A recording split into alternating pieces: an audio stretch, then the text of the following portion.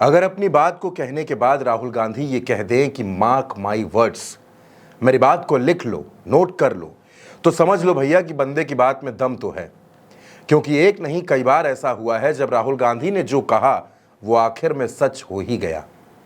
नोटबंदी, corona, electoral bond, किसान आंदोलन, अदानी, वैक्सीनेशन, जब जब राहुल ने इन तमाम मुद्दों पर सवाल उठाए बीजेपी ने पलटवार किया, लेकिन बाद में राहुल की बात ही सच निकली। नरेंद्र मोदी ने नोटबंदी का फैसला लिया तो राहुल गांधी पहले शख्स थे जिन्होंने इस फैसले का विरोध किया और इसे घोटाला कहा। राहुल ने कहा कि मोदी का यह फैसला देश की अर्थव्यवस्था को बर्बाद कर देगा।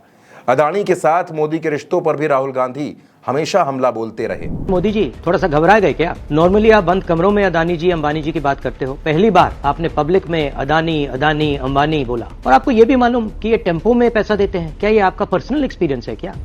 एक काम कीजिए, सीबीआई को इनके पास भेजिए ना, पूरी जानकारी करिए, इंक्वायरी कराइए, जल्दी से जल्दी कराइए, घबराइए मत मोदी जी। और मैं देश को फिर से दोहरा के कह रहा हूँ, जितना पैसा नरेंद्र मोदी जी ने इनको दिया है ना, उतना ही पैसा हम हिंदुस्तान के गरीब लोगों को देने जा रहे हैं। महालक्ष्मी योजना, पहली नौकरी पक्की योजना, इन योजनाओं के माध्यम से करोड़ों लाखपति बनाएंगे। इन्होंने 22 अरबपति बनाए हैं, हम करोड़ों लाखपति बनाएंगे। राहुल ने कहा था कि कोरोना महामारी है, लेकिन मोदी सरकार इसे सीरियसली नहीं ले रही। और बाद में क्या हुआ? महीनों का लॉकडाउन, लाखों मौतें।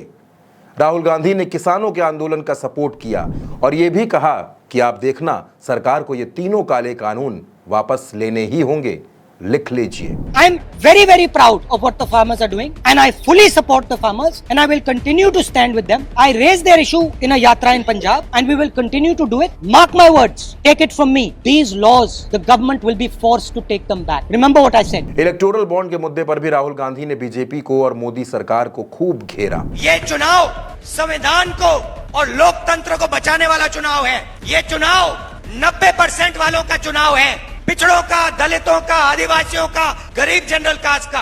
एक तरफ अदानी जी और हिंदुस्तान के बड़े बड़े अरबपति, नेशनल मीडिया, पूरा का पूरा धन उनके हाथ में, कांग्रेस पार्टी के बैंक अकाउंट बंद कर दिए, इलेक्टोरल बॉन्ड से दबाव डालकर, हफ्तेबाजी कर कर बीजेपी ने हिंदुस्तान के बड़े बड़े उद्योगपतियों से पैसा लिया है। ये चुनाव गरीब और 22-25 अरबपतियों के बीच में चुनाव है। कांग्रेस पार्टी को जिताइए, हमारे यहाँ जो कैंडिडेट हैं उनको भारी बहुमत से जिताइए। कई बार राहुल गांधी ने पूरे देश से कहा कि मोदी जी झूठ बोलते हैं, वो लोगों को गुमराह करते हैं। 15 लाख रुपए हर बैंक अकाउंट में, सच या झूठ? नोटबंदी से काला धन मिट जाएगा, सच या झूठ? किसान बिल से किसानों का फायदा होगा, सच या झूठ? जीएसटी से छोटे व्यापारियों का फायदा होगा, सच या झूठ?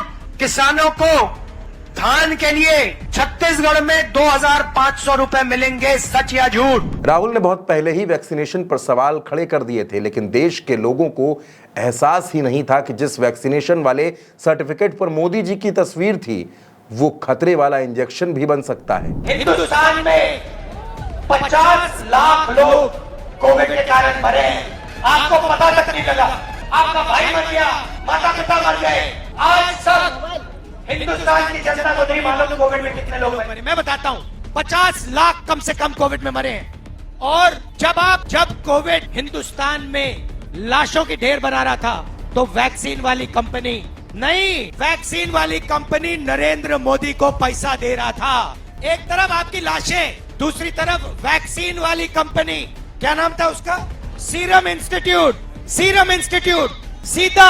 सीधा नरेंद्र मोदी जी की पार्टी को करोड़ों रुपए पकड़ा रहा था। नरेंद्र मोदी जी आपसे कह रहे भैया थाली बजाओ, फोन जलाओ। आप थाली बजा रहे हो, आप फोन जला रहे हो, आपके जेब में से पैसा निकाल कर पूना वाला सीधा बीजेपी को दे रहा है। कोविड में आपसे चोरी की, कोविड में वैक्सीन से, सड़क से, डिफेंस इंडस्ट्री से लिस्ट निकली है भाई और बहनों। कंपनी की लिस्टें देख लो, हफ्ता लेता है, इंटरनेशनल लेवल का हफ्ता चल रहा है हिंदुस्तान में। और जो भी चू करता। अब राहुल गांधी डंके की चोट पर कह रहे हैं कि 4 जून को नरेंद्र मोदी प्रधानमंत्री नहीं बनेंगे, लिख लो। 2024 4 जून नरेंद्र मोदी हिंदुस्तान के प्रधानमंत्री नहीं रहेंगे। आप लिख के ले लो, नरेंद्र मोदी जी हिंदुस्तान के प्रधानमंत्री नहीं बन सकते हैं। तो क्या राहुल गांधी की इस बात में भी दम है? क्या राहुल गांधी जो कह रहे हैं 4 जून को नतीजा उसी के इर्द गिर्द रहने वाला है? इस बारे में आप क्या सोचते हैं? अपनी राय हमें कमेंट करके जरूर बताएं।